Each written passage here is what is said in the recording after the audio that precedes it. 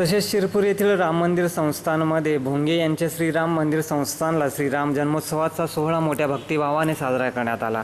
सकाळी 10 वाजेपासून भजन मंडळींनी भजनाला सुरुवात केली होती। मंदिराच्या बाहेर मोठा मंडप टाकण्यात आला होता, त्यामुळे दर्शनास येणाऱ्या भाविकांचे उन्हापासून संरक्षण होत होते। संस्थानचे मठाधिपती हरिभक्त परायण महंत श्री भोंगे यांच्या हस्ते मंत्रोच्चाराने ठीक 12 वाजेला श्रीराम जन्मोत्सव जय श्रीरामच्या गजरात फटाक्याची आतिषबाजीने संपन्न झाला। त्यावेळी मंदिरात शेकडो भाविकांनी मर्यादा पुरुषोत्तम प्रभू रामचंद्रांचे दर्शन घेतले। आरतीनंतर महाप्रसादाचे वाटप करण्यात आले। उद्या सकाळी 11 वाजेपासून महाप्रसाद भंडाऱ्याचे आयोजन देखील करण्यात आले असून भंडाऱ्याची तयारीला सुरुवात झाली आहे।